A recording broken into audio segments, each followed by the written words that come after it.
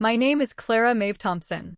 For as long as I can remember, my life has been a study in quiet order. I find a deep, almost spiritual satisfaction in balanced ledgers, in meticulously organized files, in the steady, predictable rhythm of a life built on diligence and care. I grew up in the sprawling, sun-baked suburbs of a city that always felt too loud, a place where my quiet nature was often mistaken for a lack of ambition. But my ambition wasn't for noise or notice, it was for a patch of earth I could call my own, a foundation I had laid myself, stone by careful stone. At 32, after a decade of working as a data analyst for Summit Financial Analytics, a firm that valued my precision, I finally found it, not in the clamor of my youth, but in the gentle, mist-laden air of Cedar Creek, Oregon. The morning light in my new home is different. It's softer, filtered through the ancient Douglas firs that guard the town, and it spills across the honey-toned oak floors of my little craftsman bungalow with a painterly grace. For 2 weeks, this light has been my silent companion as I've navigated the happy chaos of moving. Cardboard boxes, like sleeping giants, still occupy corners of the living room, but the kitchen, the heart of the house, is my sanctuary. I stand there now, a warm ceramic mug cradled in my hands, its steam carrying the rich scent of dark roast coffee. With my free hand, I sift through the day's mail, a small ritual of normalcy in a life joyfully appended. And then I see it. It sits apart from the glossy catalogs and the innocuous bills, a crisp, legal-sized envelope with a certified mail sticker that seems to hum with a cold, bureaucratic authority. My stomach tightens into a familiar knot, the one I've felt 1,000 times before when an unspoken family tension was about to break the surface. My fingers, suddenly clumsy, tear at the seal. The world doesn't just stop turning, it shatters. In the Circuit Court of the State of Oregon for the County of Willamette, Robert and Eleanor Vance, plaintiffs, v. Clara Maeve Thompson, defendant. The coffee mug, my favorite one with the faded blue robin on the side, slips from my nerveless grasp. It hits the floor with a sound that is both sharp and sickeningly final, exploding into a dozen pieces. Dark, fragrant coffee pools on the tile, seeping into the pale grout like a stain I can never remove. My hands begin to tremble, not with a tremor, but with a deep, shuddering quake that makes the legal papers dance before my eyes. A single line, printed in stark, unforgiving black text, leaps out from the jargon: immediate transfer of the property deed and monetary damages in the sum of $250,000. My own parents. My own mother and father are suing me. Just a fortnight ago, I sat at this very kitchen counter, the scent of fresh paint still lingering in the air, my signature flowing onto the final closing documents for my $385,000 home. It was the first truly monumental purchase of my life, the culmination of a dream I had nurtured since I was a teenager. My real estate agent, a kind woman named Mrs. Gable with laugh lines around her eyes, had beamed as she slid the antique brass keys across the table. "You did this, Clara," she'd said, her voice warm with genuine admiration. "All by yourself. That's a rare and wonderful thing. Be proud of it." And I was. That night, I celebrated my solitude. There was no grand party, just a container of spicy Szechuan noodles from a place called Golden Dragon downtown and a bottle of good Prosecco I'd been saving since my last promotion. I walked through the empty, echoing rooms, my stocking feet silent on the old wood floors. I mentally placed the thrifted armchair I planned to reupholster here, by the fireplace, the sturdy oak dining table I would one day build with my grandfather there, in the sunny alcove overlooking the garden. Every wall, every window, every square inch of this space felt like an extension of my own soul, finally, irrevocably mine. Later, I'd called the one person I knew would understand the depth of my accomplishment. "Look, Grandpa Arthur," I'd said, my voice thick with emotion as I panned my phone around the spacious living room. I did it. I finally did it. On the screen, his kind, weathered face broke into a smile, his eyes, the same shade of blue as my own, welling with tears. "You sure did, sweet pea," he'd whispered, his voice raspy with pride. "You sure did. The first discordant note in my symphony of joy had sounded just a few days later, immediately after I shared the news with my parents. Their faces, pixelated on my phone screen via a video call, were tight masks of strained politeness. My younger sister, Isabella, or Bella as she insisted on being called, hovered in the background of their pristine living room, a cloud of expensive perfume and restless energy, a brand-new leather satchel swinging from her shoulder. "How many bedrooms does it have?" my mother, Eleanor, had asked. Her smile was a brittle thing, as fragile as a pane of ice. "Two," I'd answered, trying to keep my own voice bright, "and a small study that looks out onto a yard full of rose bushes." "That's a very significant investment for a single woman your age," my father, Robert, commented, his jaw working as if he were chewing on the words. Bella leaned into the frame then, her perfectly highlighted hair falling in a shimmering curtain around her face. "Must be nice," she'd sighed, a theatrical note of longing in her voice, to have that kind of money to just throw around. My mother's eyes had darted towards her, a silent, flickering message passing between them. "You know Bella has been having a very difficult time lately, Clara. Her creative spirit feels so stifled." I should have recognized the preamble for what it was. I should have seen the storm gathering on the horizon. But I was so wrapped in the golden glow of my achievement that I was blind to the warning signs. Nothing could have prepared me for the ambush that came a week later, another stilted video call that I had naively accepted. "Clara, we need to have a serious discussion about a family matter," my father began, his face filling the screen. He was using his boardroom voice, the one reserved for underperforming employees at his logistics firm, a voice devoid of warmth or paternal affection.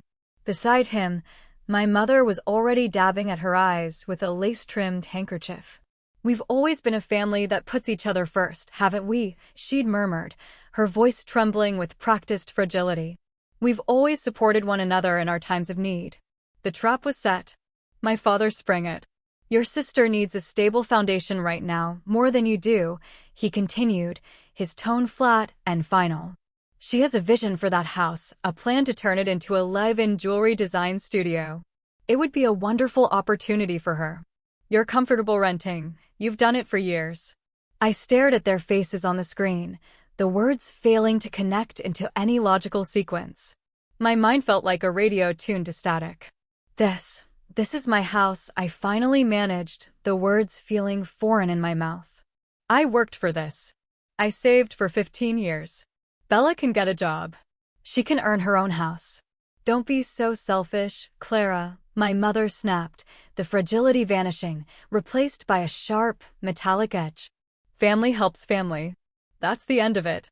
The certified letter arrived the very next day. Now, as I read through the legalese, a cold dread spreads through my veins. My Aunt Beatrice's name is listed as a financial guarantor for the lawsuit. Attached as Exhibit A is a rambling, self-pitying email from Bella, claiming I had callously stolen the cradle of her artistic future. The demands are laid out in the cold, clinical language of war. Transfer of the property deed to Isabella Vance. Continuation of all mortgage and property tax payments by the defendant for a period of 24 months. Reimbursement of $250,000 for estimated costs of upbringing and education. A formal, written apology for inflicting emotional distress and damaging the sacred trust of the family unit. My hands, still shaking, fumble for my phone. I dial my grandfather's number.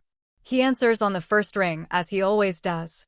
"They've crossed a line this time, Clara," he says after I've choked out the story, his voice, usually so gentle, now hard as granite. "This isn't about helping Bella. This is about control." I spend the rest of the afternoon in a haze, my fingers flying across my laptop keyboard, searching for legal aid in Cedar Creek. My heart plummets with each click. Retainer fees start at $15,000. It's money I simply don't have. I poured every last drop of my savings, every penny of my carefully cultivated nest egg, into the down payment and closing costs. The stark reality settles over me like a suffocating winter cloak. There will be no white knight, no high-powered attorney to fight this for me. I will have to defend myself. That night, I sit on the floor of my living room, the unpacked boxes standing around me like silent, reproachful judges. The tears I've been holding back all day threaten to spill over, but they don't. They recede, and in their place, something else begins to grow. It's a feeling I haven't let myself fully embrace in years, a feeling I'd been taught was unfeminine, undaughterly. It's a quiet, cold, and utterly immovable resolve. They want my house? This sanctuary I built not with loans from them, but with 15 years of my own sweat and sacrifice? The home I earned through 1,000 late nights at the office, 1,000 packed lunches, 1,000 small pleasures denied, all while they bankrolled Bella's revolving door of artistic ventures? Let them try. I push myself to my feet and walk to the large picture window that overlooks the quiet, tree-lined street. The gas lamps are beginning to flicker on, casting a warm, golden glow on the damp pavement. This house is more than wood and nails. It is my declaration of independence. It is my achievement, my testament, my line drawn in the rich, dark soil of this new life. They made their choice when they decided to attack the very thing I've built to shelter myself. Now, I will make mine. I will defend it. The next morning, the sun casts long, searching fingers of light across my dining room table, illuminating the battlefield I've laid out. Stacks of bank statements, tax returns from the last 15 years, pay stubs, and receipts create a paper fortress around me. My laptop glows, an open spreadsheet dominating the screen. My entire financial life, from adolescence to this very moment, is reduced to a series of columns, rows, and formulas. The numbers don't lie. They tell a story my family has spent a lifetime trying to erase. A memory surfaces, sharp and clear. I'm 16, standing behind the counter of The Daily Grind, Cedar Creek's beloved, perpetually busy coffee shop. The air is thick with the scent of burnt sugar and dark roast coffee beans. My apron is stained with chocolate syrup, and my feet ache inside my sensible, non-slip shoes. The sign says I earn $7.50 an hour, the tips split 3 ways. That night, a text message had lit up my cheap flip phone. It was from my mother. "You're missing Bella's 18th birthday party. The caterer is fabulous, darling. Such a shame you have to work." Between steaming milk and ringing up orders, I had watched the party unfold on social media. Bella, a vision in a flowing, custom-made bohemian gown, stood in the center of my parents' manicured backyard, surrounded by a sea of friends, glowing paper lanterns, and an elaborate, multi-tiered cake. The cost of that one night, I'd calculated later, was roughly equivalent to 4 months of my full-time wages. My fingers trace a column of receipts from Willamette Valley Community College. Night classes in accounting and business management, taken after long days at my first full-time office job. The textbooks were all purchased secondhand. Every meal was budgeted down to the last cent. I can still hear my father's voice from that era, a dismissive chuckle over the phone. "A bookkeeping certificate, Clara? That's nice, dear. But it's not exactly a real degree, is it?" The ghost of my 19th birthday rises, not the day itself, but the argument that scorched the week after. "What do you mean you won't co-sign for student loans?" I'd asked, my hands clutching the application papers for a 4-year university, my last hope for a real degree. "You're an adult now, Clara," my father had stated, his voice cool and distant. "It's time you learned to stand on your own 2 feet. We need to save our resources for Bella's art school tuition. Her gift is a delicate thing." A week after that conversation, I had found a listing for a tiny studio apartment above a laundromat downtown. It was $550 a month, and the rumble of the dryers was a constant companion. But it was the first day of my true independence, the day I stopped asking for anything. My phone buzzes on the table, jolting me back to the present. It's my mother. I let the call go to voicemail, the script already playing in my head. A moment later, her message confirms it. "Sweetheart," her voice quavers with manufactured emotion, "we've always given you and Bella exactly what you needed to thrive. We don't understand why you're choosing to be so difficult, so hurtful about this." I pull up my email archives, the digital reflection of my spreadsheet. I find my father's terse, 2-word response to my panicked email from 3 years ago when I needed an emergency wisdom tooth extraction. "Handle it." And right below it, in my bank records, a transfer of $3,000 to Bella's account that very same week, labeled Florence Art Supplies.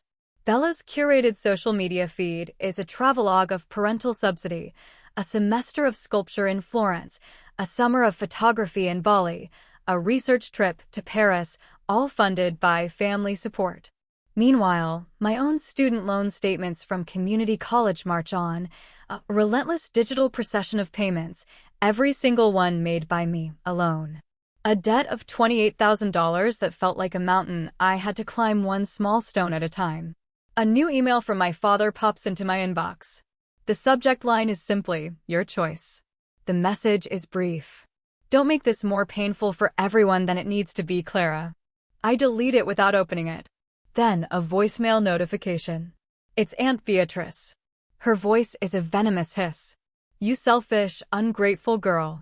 After everything this family has given you, this is how you repay us." On a whim, I type her name into the county public records database. It doesn't take long. A foreclosure notice from 4 years ago on a sprawling suburban house she couldn't afford. The timeline clicks into place. It was the same year she moved into my parents' guest house. She isn't just a supporter of this lawsuit, she's a co-conspirator, desperate to secure her own position within the family's dysfunctional hierarchy. Another search, this time on social media, reveals the immediate catalyst. A post from a local artists collective, dated 3 weeks ago, announcing that Bella's spot in their subsidized studio program had been terminated due to non-payment of rent. The timing is almost laughably perfect. The doorbell chimes, a melodic sound that makes me jump. Through the peephole, I see Grandpa Arthur standing on my porch, a large, weathered cardboard box in his arms. "Thought you might be needing these," he says, his voice gentle as he sets the box down on the floor. Inside, nestled in carefully labeled folders, are decades of family financial records he'd been tasked with keeping as the family's unofficial historian. Wills, deeds, old loan agreements. "They tried to pull something similar with your cousin Liam," he explains, settling into a kitchen chair as I make him a cup of tea. "When his little mechanic shop in Portland finally started turning a decent profit, your father tried to claim he was owed a share for early family investment, a few $100s Robert had given him for his high school graduation." As if on cue, my phone lights up with a text. It's from Liam. "Heard what they're doing. It's their standard playbook. They tried to take my shop a few years back when I finally got into the black. Don't let them bully you, Clara. Call me if you need anything." An hour later, there's another knock at the door. It's my real estate agent, Mrs. Gable, who lives just down the street. She's holding a potted orchid, its delicate white blossoms a symbol of resilient beauty. "Welcome to the neighborhood, officially," she says, her smile warm and genuine. She doesn't mention the rumors that are surely flying around our small town, but her eyes say, "I'm on your side." That evening, an email arrives from Mr. Henderson, my old boss from the daily grind, now retired. "Heard through the grapevine you're in a spot of trouble. Just wanted to say you were the most honest, hard-working kid I ever employed. If you need a character reference, you know where to find me." Each message is a small stone, and I gather them, using them to build a wall of my own, not of defiance, but of quiet strength. I will need it. The days that follow bring a fresh wave of attacks, a certified letter from their attorney threatening a lien against my property, a series of tearful, manipulative posts on Bella's Instagram about her heartless, materialistic sister, and a string of phone calls from my parents' wealthy friends from the Oak Knoll Country Club, lecturing me on the sacred duties of family.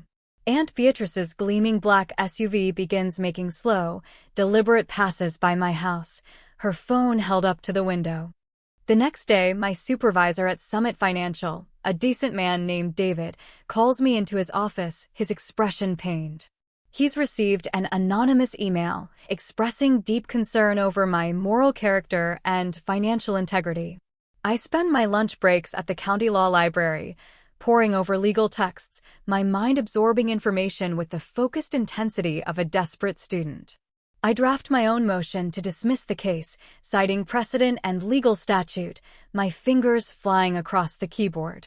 When I file the documents pro se representing myself, the court clerk, a woman with a kind face and tired eyes, looks at my paperwork, her eyebrows shooting up. "Well, now," she says, stamping each page with a satisfying thud. "This is surprisingly well argued. The preliminary hearing is scheduled for a month from now." I put in a request for unpaid leave at work, trying to ignore David's worried look and his quiet murmur about the importance of not letting personal distractions affect my performance. That evening, I sit on the old wooden porch swing that came with the house, its gentle creak a comforting rhythm in the twilight. The sky is a breathtaking canvas of lavender and rose, and the scene triggers a powerful memory. I see a teenage version of myself, walking this very street after a long shift at the coffee shop, admiring these beautiful old craftsman houses, a fierce promise blooming in my heart. One day, I will earn a place here. "You're dreaming too big for your own good, Clara," my mother had said lightly when I'd once dared to voice this dream aloud. Perhaps I was, but I did it anyway. A young family strolls by on the sidewalk, their two small children darting across the lawns, their laughter like tiny bells as they chase the first fireflies of the evening. I think about the new, high-security locks I had installed yesterday and the quiet hum of the security system I activated tonight. They're more than just deterrents. They are physical manifestations of the boundaries I am finally, painstakingly, building around my life. There's an old saying, blood is thicker than water.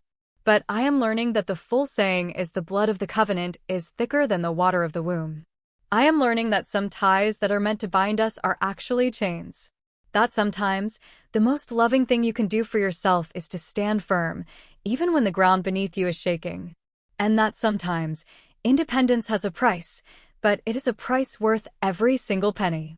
I gather my legal papers from the swing beside me and head back inside, leaving the golden glow of the porch light on a small beacon, not for the family I was born into, but for the one I am slowly, carefully, building for myself. One act of kindness at a time. The day of the hearing dawns clear and cool.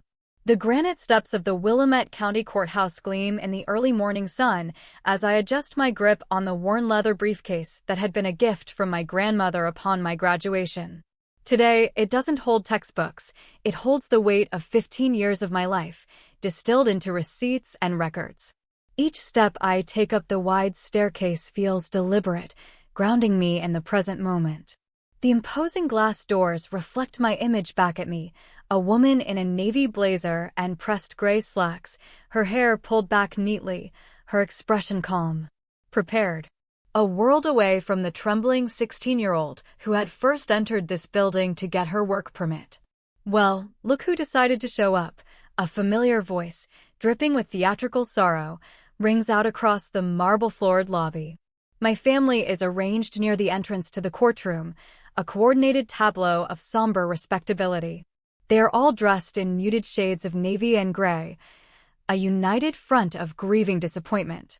My mother dabs at her dry eyes with her handkerchief, while my father's attorney, a man with silver hair and a shark-like smile, shuffles his papers with exaggerated importance. Aunt Beatrice catches my eye and offers a pitying, tight-lipped smile. "It's not too late to do the right thing and avoid this dreadful embarrassment for everyone, dear." I continue walking, the sound of my sensible heels clicking a steady rhythm against the polished floor. The security guard, a large man with a kind face, gives me a small nod as I pass through the metal detector. My own heart beats a slow, steady cadence, a surprising calm amidst the storm of their collective stare. The courtroom itself is smaller than I'd imagined, paneled in dark, solemn wood that seems to absorb all sound, creating a heavy bubble of silence. I find the table designated for the defendant and arrange my evidence binders with the practiced efficiency of the analyst I am. Each binder is tabbed, each document highlighted and annotated. The very methodology that had earned me indulgent eye rolls at family dinners now serves as my armor. All rise. Judge Alastair, a woman in her late 50s with sharp, intelligent eyes and an air of no-nonsense authority, sweeps into the room. Her gaze moves from my family's somber performance to my solitary table, lingering for a moment on the neat stack of my self-prepared binders. An interesting filing, Ms. Thompson, she comments, her voice neutral as she scans the first page of my motion. Let's proceed. My father's attorney rises, his movements smooth and practiced. Your Honor, this is a simple, if tragic, case. It centers on the bedrock of our society, familial obligation, traditional values. The Vance family, as documented by standard government statistics, invested upwards of $250,000 in the raising and education of their daughter, the defendant. Objection, Your Honor, I state, my voice clearer and stronger than I expected.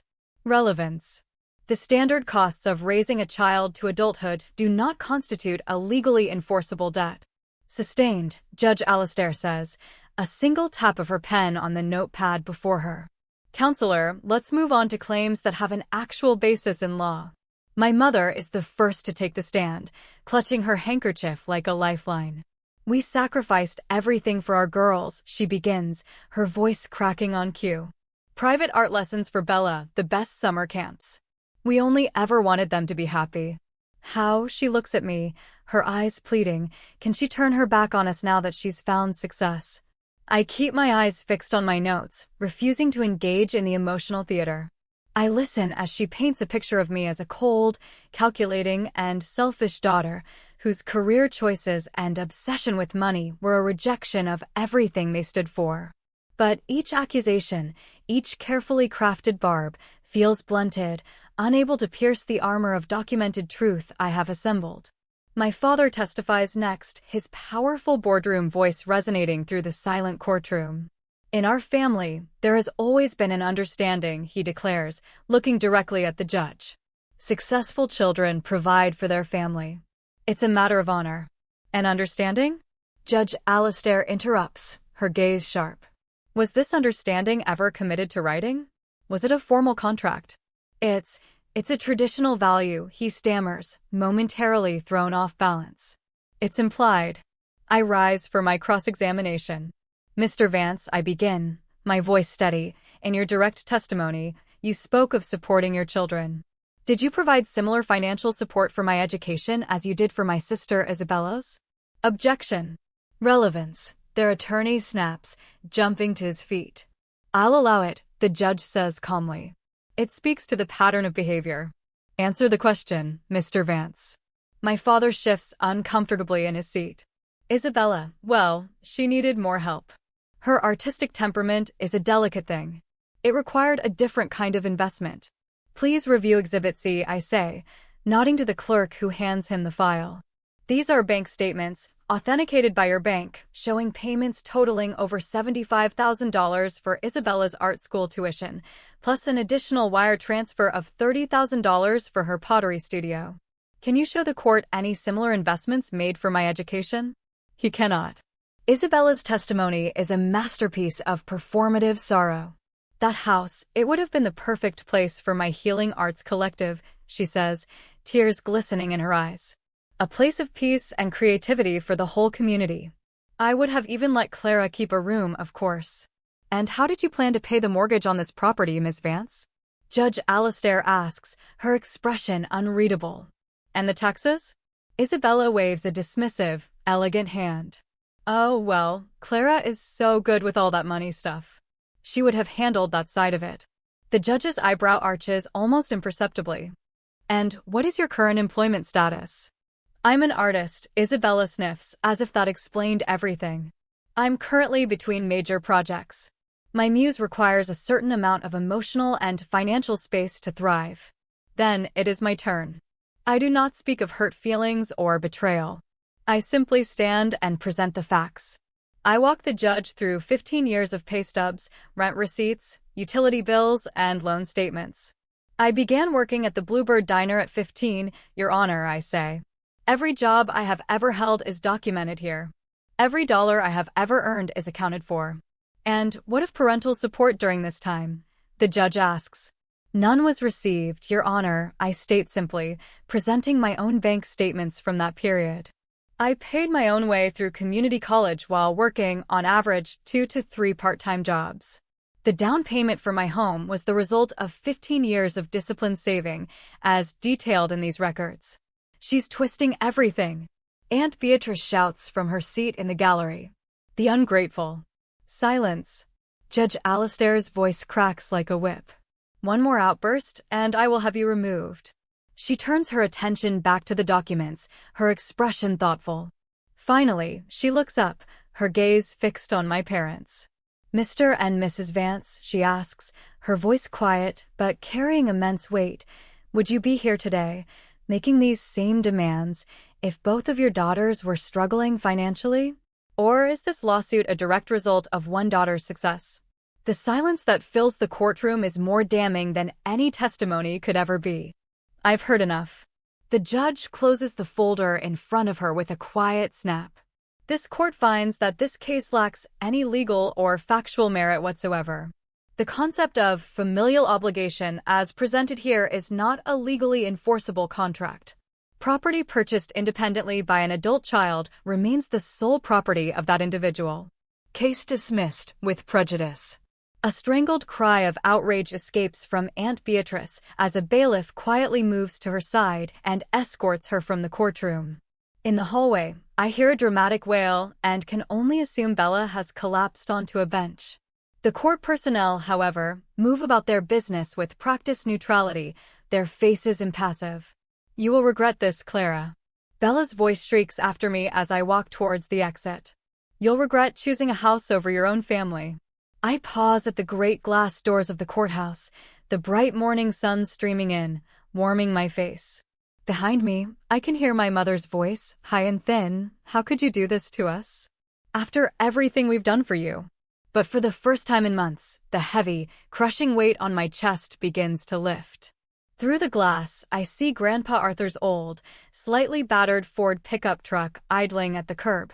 His steady, quiet presence is a lighthouse in the storm, a reminder that family, real family, is a harbor.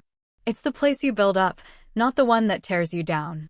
You okay, kid? He asks, his voice rough with emotion as I slide into the passenger seat. I look back at the courthouse steps, where my biological family is huddled together, a small, tight knot of anger and disappointment. I say, a slow smile spreading across my face, I think I finally am. He puts the truck in gear and pulls away from the curb. Your grandmother would be so damn proud of you, he says softly. She always said you had a spine of steel, just like she did. She knew you had the strength to build your own road. The familiar streets of Cedar Creek look different as we drive, the colors sharper, the air cleaner, as if a long and heavy storm has finally passed. Each carefully earned mile brings me closer to home. My home.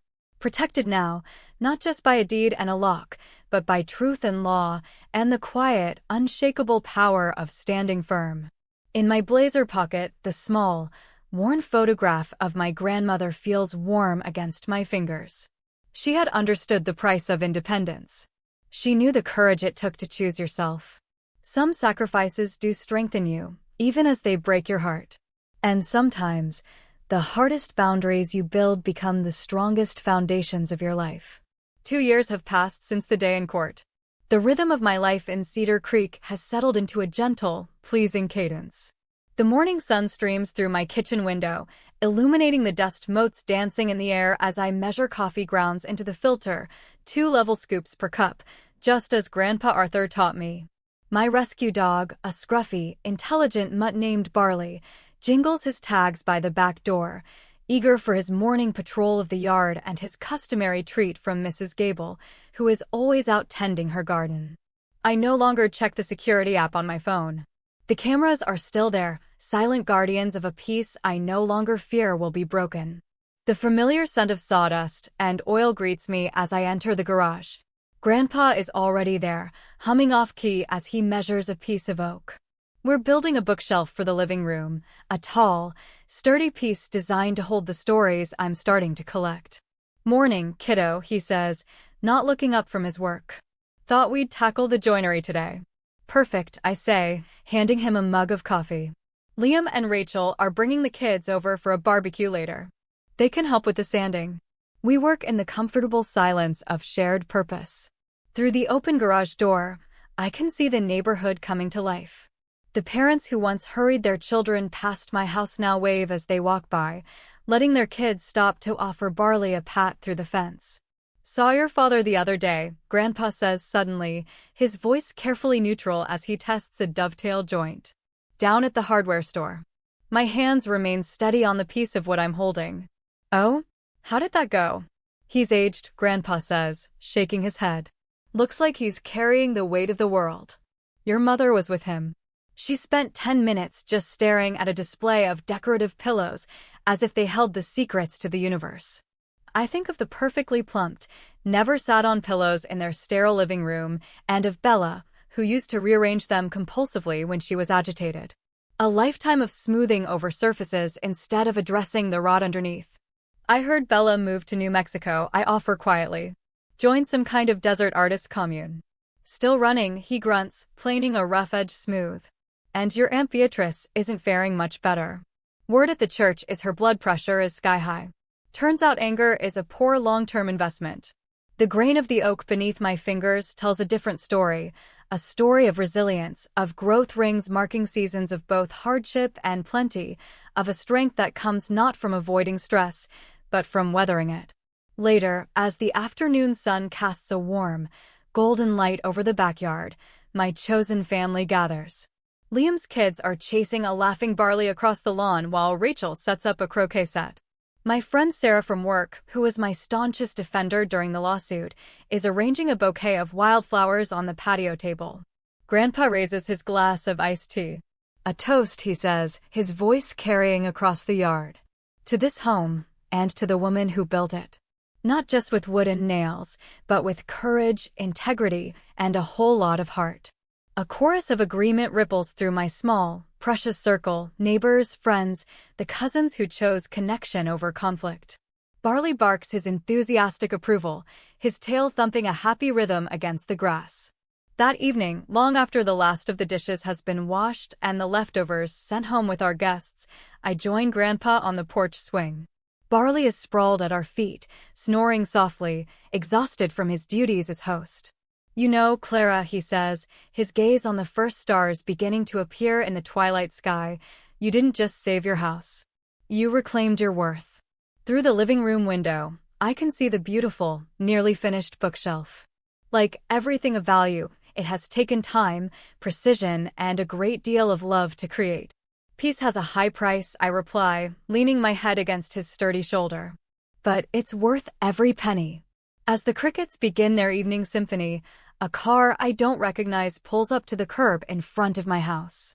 A woman gets out of the passenger side. It takes me a moment to place her. It's my mother.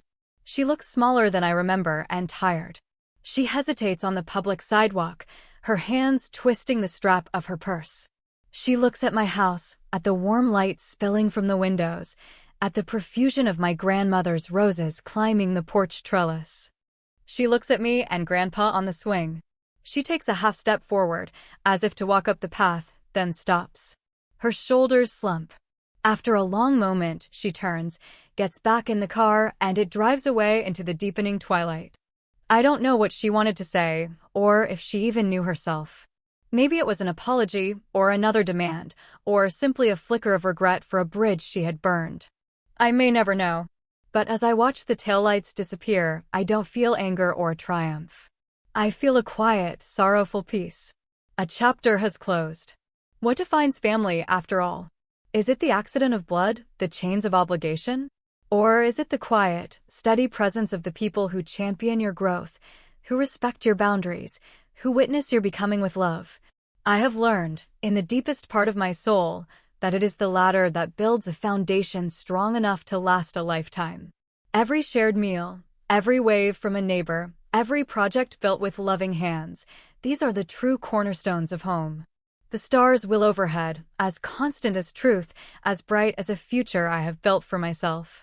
And here, in this house, in this life, I am exactly where I am supposed to be.